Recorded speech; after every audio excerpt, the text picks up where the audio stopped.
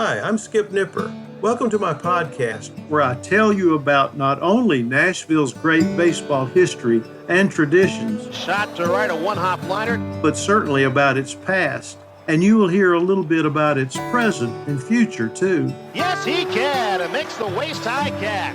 There are great stories about Tom Wilson Park, Herschel Greer Stadium, Sulphurdale, and the players, coaches, and fans who love everything about baseball.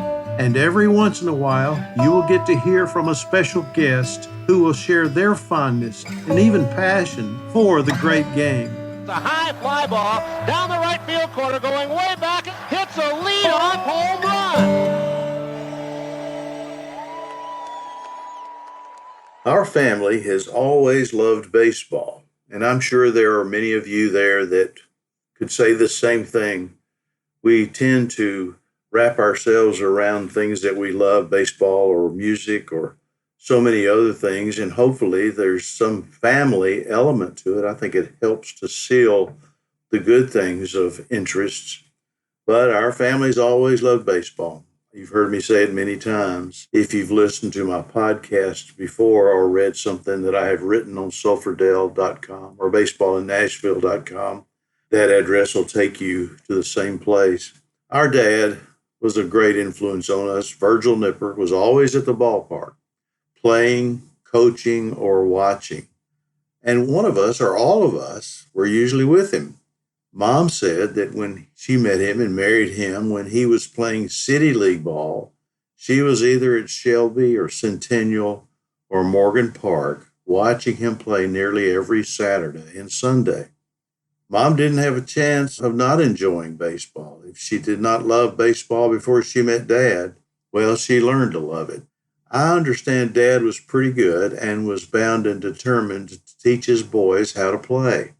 My brother Jimbo to me, mostly shortened to just Bo lovingly, and I learned everything there was to know about the game, how to throw, indeed, and how to hit.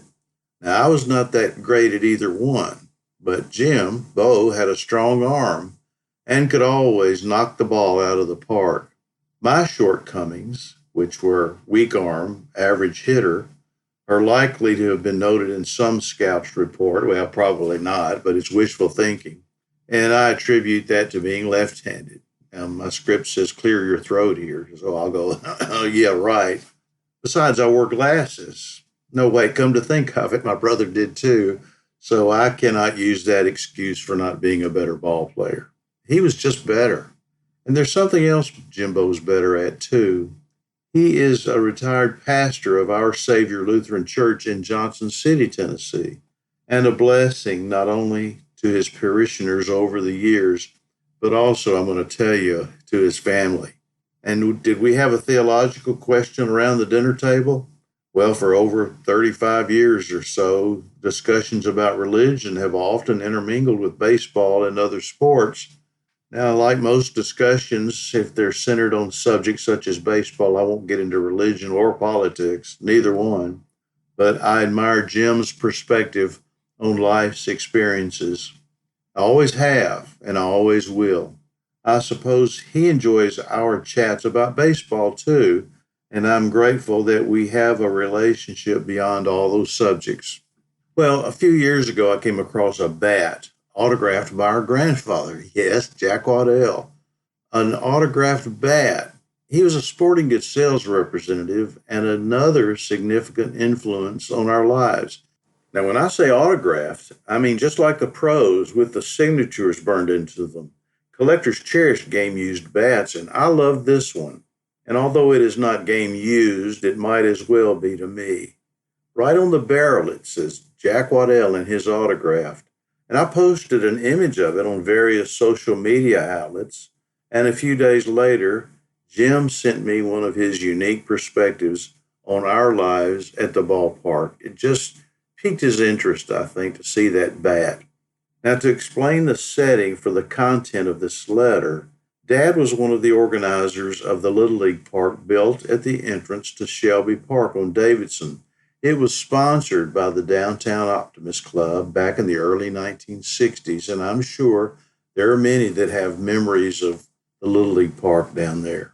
That was another time when our family was at the ballpark, not necessarily playing, but being there while Dad and other Optimist Club members were installing fences, sowing grass seed, setting up the irrigation, and building a concession stand. And Bo and I played there too. And after our Little League days, Dad coached both of us in amateur ball games all around Nashville. Shelby Park, right next to the Cumberland River, was our home park. And I just can't believe there's not a little bit of Nipper DNA in the dirt there. Bo remembers many things much better than I do. Remember, I'm left handed. And his letter helped me to recall an earlier, more peaceful time.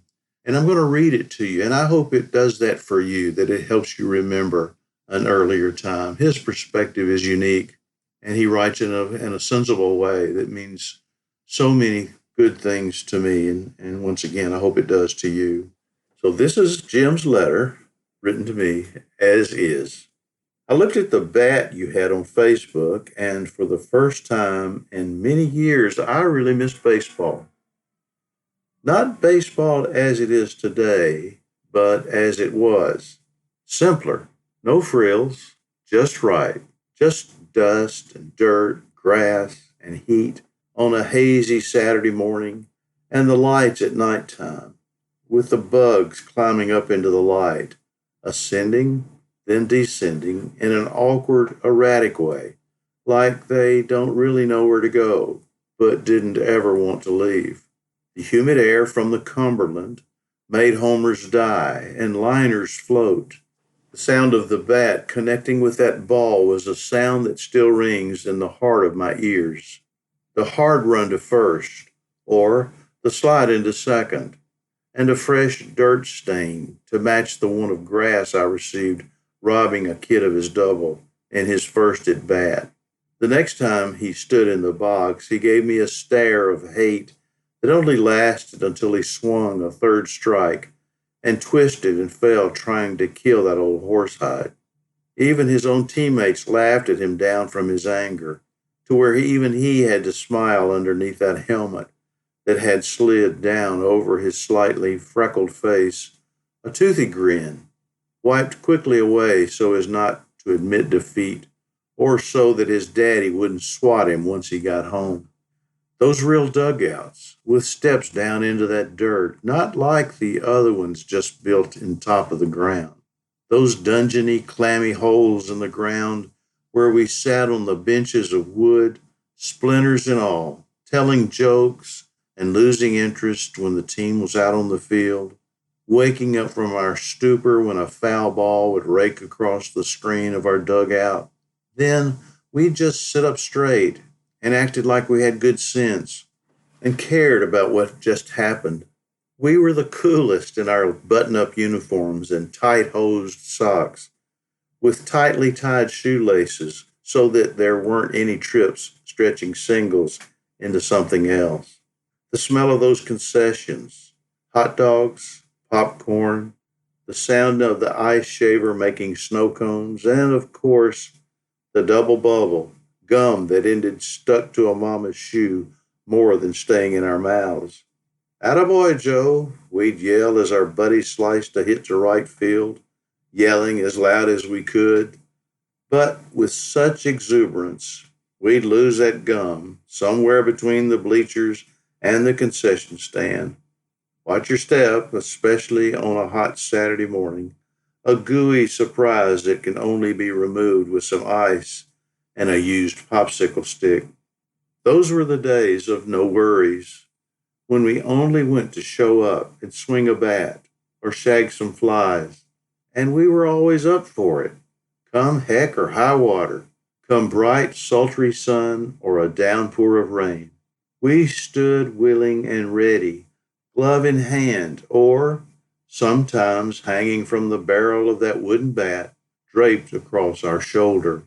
Drooping pants, disheveled shirts, hot woolen clothes with the name of some school or market in script across our chests, sweating even before the game begins, only because a touch of wool acts that way.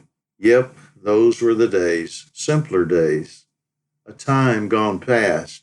I welcome them back, only I can't run any longer or even swing a mean bat without aggravating my rotator cuff or twist a knee or back muscle.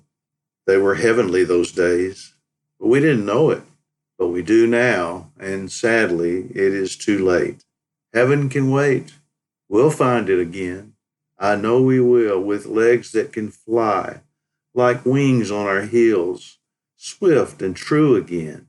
It will come, and I can't wait. But wait I must, and patiently I will. Peace in this world can't be any sweeter than the good old days of baseball.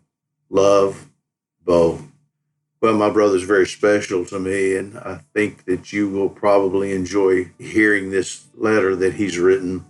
I thank you, brother. I love you too, and I bid you peace. And for those who listen, I bid you peace too.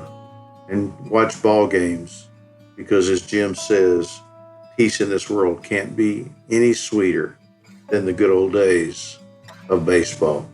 And as always, thanks for listening.